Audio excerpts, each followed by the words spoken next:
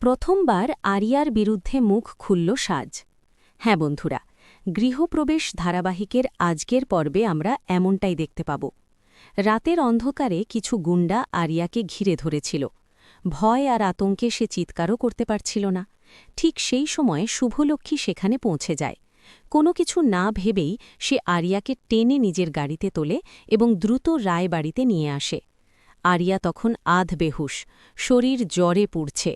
রায় পরিবারের সবাই মিলে আরিয়ার সেবায় লেগে পড়ে। মোহনা, রায়বাড়ির বউ, পেশায় একজন ডাক্তার, নিজে হাতে আরিয়ার চিকিৎসা শুরু করে।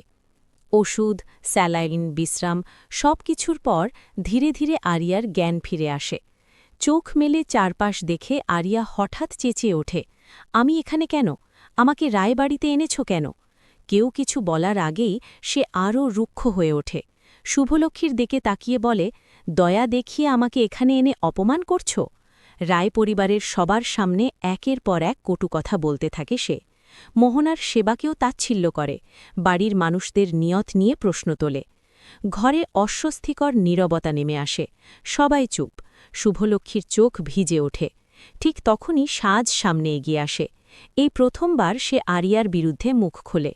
থামো আরিয়া, সাজ দৃঢ় গলায় বলে।